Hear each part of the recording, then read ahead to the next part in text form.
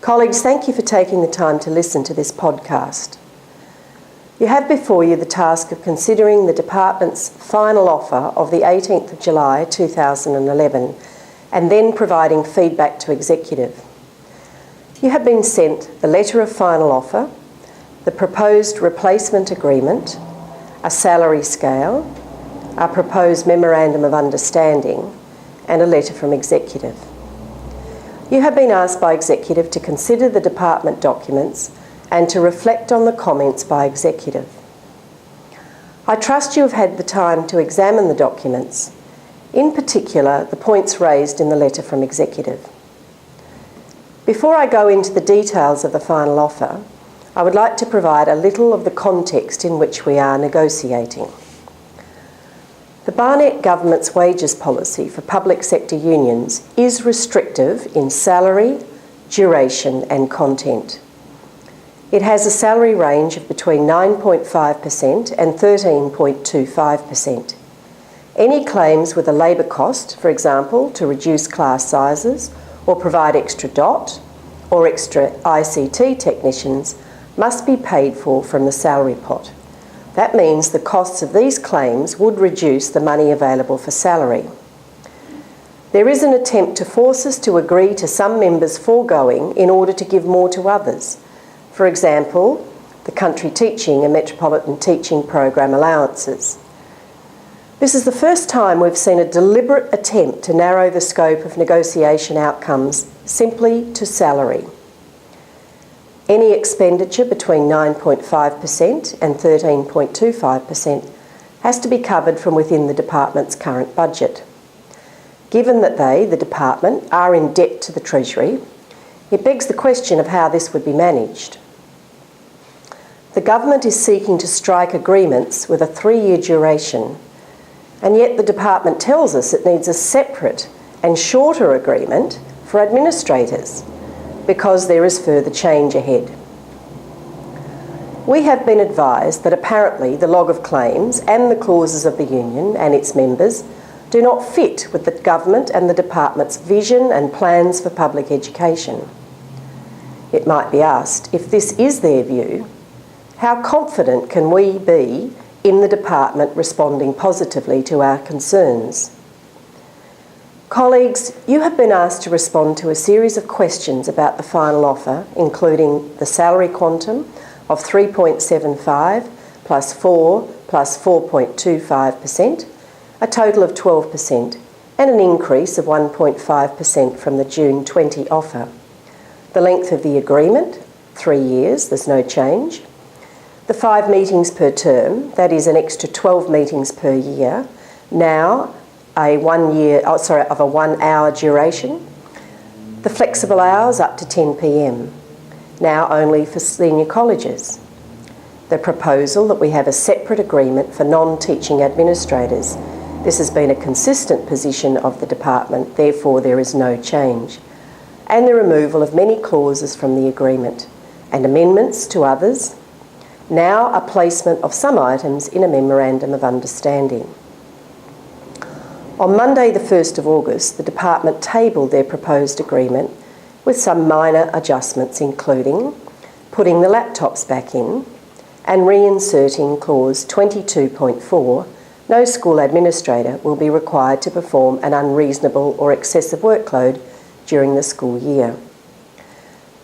I wish to spend little time on the Department's desire to remove a raft of clauses from our agreement.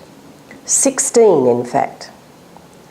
They go to permanency and tenure, professional development, deployment of School Education Act staff, which is transfer, the School Education Act career structure, performance management, matters to do with travel, review of the classification structure, courses of study, part-time matters, building inclusive schools, information and communication technology, OSH, Professional Learning Institute, reporting and training support, student behaviour, vocational education and training.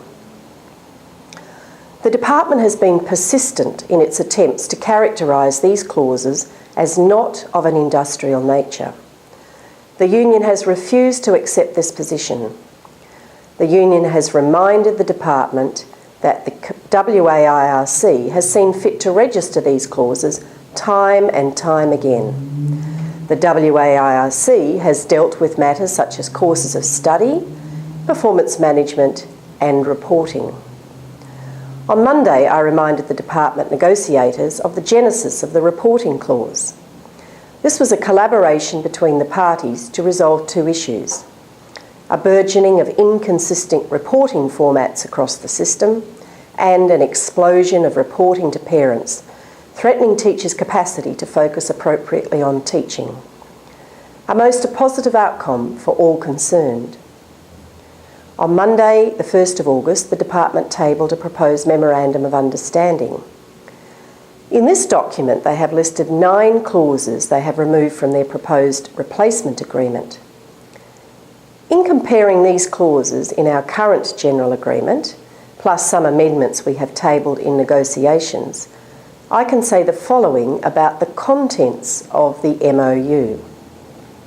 The permanency and tenure clause has the same wording as the current general agreement.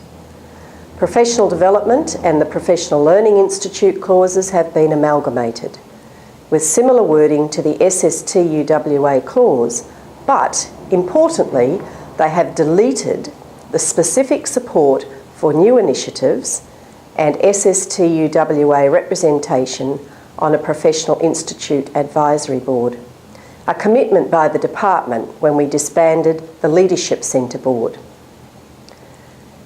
Deployment or transfer of Education Act staff, the same wording as the current general agreement.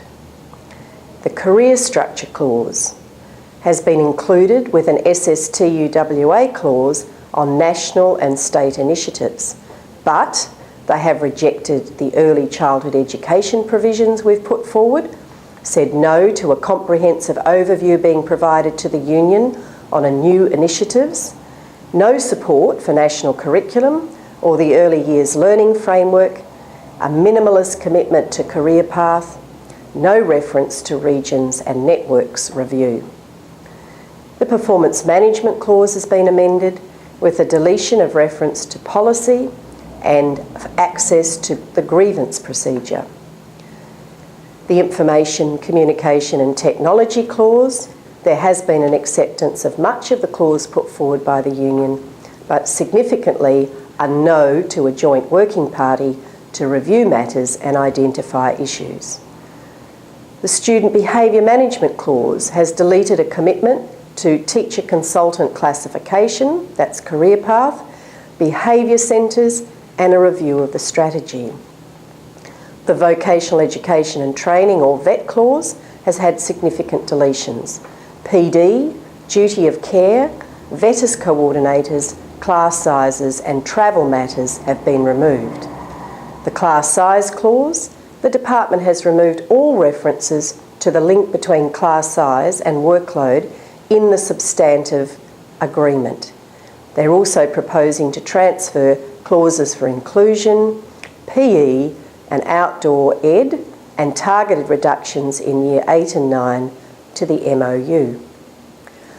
Colleagues, while you're thinking that many of the clauses the department is proposing to take from the agreement are now going to be back on the table and signed off between the parties in an MOU, remember this document, this MOU, will not be registered in the WA Industrial Relations Commission. We will not be able to seek intervention from the Commission, so we will have to trust that the department does the right thing. I just remind you of the failures of the department to consult with us on IPS, regions and networks, statewide services, implementation of national curriculum, and so on. Colleagues, in deliberating, think, is this a fair and reasonable final offer? Is the key issue of additional supports and resources addressed for ICT, curriculum, inclusion and student behaviour? Are there strong guarantees of genuine consultation and collaboration? Do we accept the characterisation of clauses the Department seeks to remove as non-industrial, e.g. inclusion and reporting? Does the MOU offer sufficient protection? Colleagues, this final offer takes us far into the future. 2015 would be when we see our next opportunity to negotiate a new agreement. Before us, we have an ageing teaching population moving rapidly towards retirement. Teacher shortages impending. Many layers of restructuring ongoing in our public education system, with much confusion and a raft of unanswered questions under the guise of one size does not fit all and a move to local autonomy. With it, the transfer of workload, responsibility and accountability, and a lack of clarity with regard to resourcing of new initiatives on the horizon, such as national curriculum. Is this final offer going to help deal with these agendas?